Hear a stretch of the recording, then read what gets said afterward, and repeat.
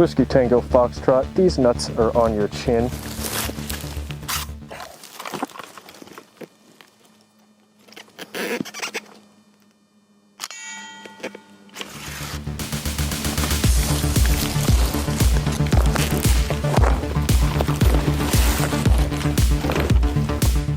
Hey guys, welcome back to another video. Today we're talking about what should be extinct, the Armscor M1600, aka the Rock Island Armory M1600, aka whatever they were before Rock Island Armory bought them.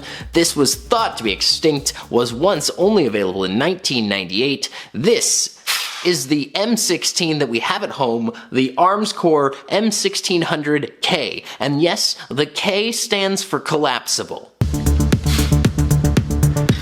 I'm not pulling any punches. This M16 lookalike rifle has to be the product of something where someone told a sketch artist what an M16 looked like, they drew a picture of it, and they said, yes, that's exactly right, and this is what came out of it. However, this is a 22 long rifle, M16-esque firearm. Obviously, it's missing a few features and has a few features that an M16 does not have. However, I will say this happens to be one of the most fun firearms that I have gotten to shoot. One of the first things you notice about this well, hold on. Not one of the first things you notice about this firearm. Once you get over the way that this looks, and then you pick it up and you realize that it looks like it was made by casting pot metal in a factory in some dude's front yard or some dude's garage, because there is no way that I am expected to believe that this is finely machined parts or material of any kind. But once you get over that and you shoot it for the first time, you will notice that this firearm almost has an integrally suppressed barrel. I don't know what it is about this gun. I have never seen or shot a 22 that is as quiet as this one.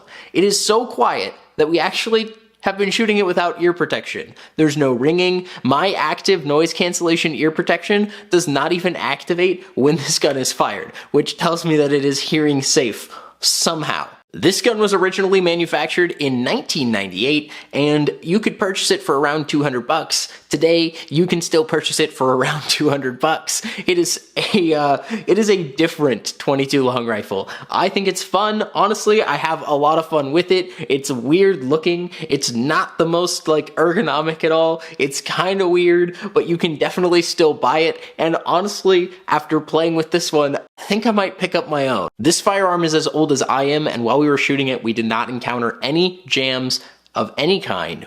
And that could be partially due to the fact that we were using good ammunition. But like I said, the ammunition that we were shooting was coming out at obviously subsonic speeds because there was no notable crack. And again, this sounded almost suppressed. Some of the external features of this specific model include a button to press that springs open the stock. And unfortunately, on the newer ones, they removed the extending stock feature. So you're stuck with a fixed stock, which is dumb. And that is why the previous owner, or the owner of this one, stuck with this and repaired it with parts from a new one because this is cool and fun. Look at that, it extends, it gets really big. That's great.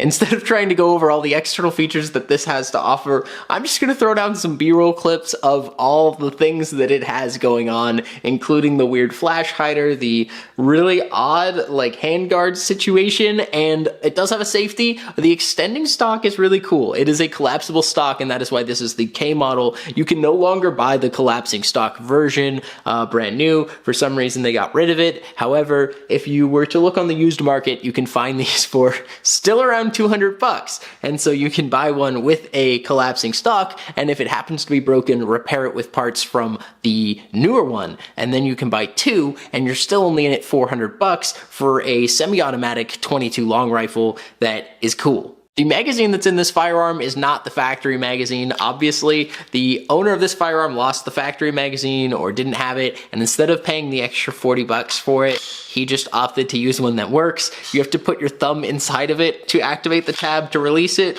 but aside from that, it has functioned fine, it fed fine, so it just looks a little wonky, but as he put, there's not really anything else to aesthetically go wrong on this rifle. And with that being said, let's take it to the shooting range and have Thomas take a look at it.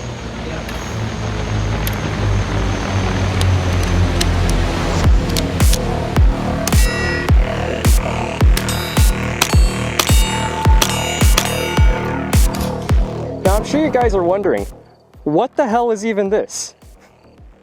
It's a 1600-K from Squire Brigham. Okay, yeah, it looks like an AR-15. I can tell you for sure that it's not. This thing is incredibly quiet. So much for the fact I'm gonna prove it to you here.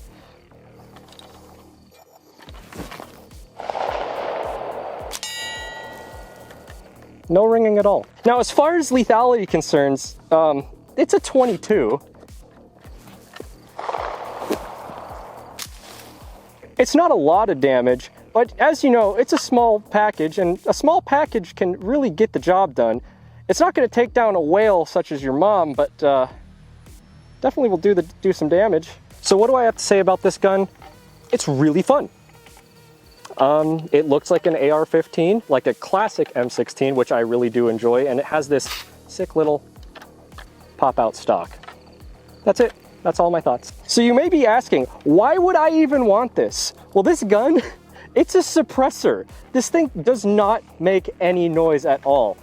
And it costs just about as much as a tax stamp, that's actually pretty dang crazy. And we want to shout out today's sponsor this episode, Absolutely Nobody. That sure would suck if we had a sponsor. I would just hate that so much. You know, it'd just be so bad. Rise Armament, please Rise Armament. Definitely not Recover Tactical.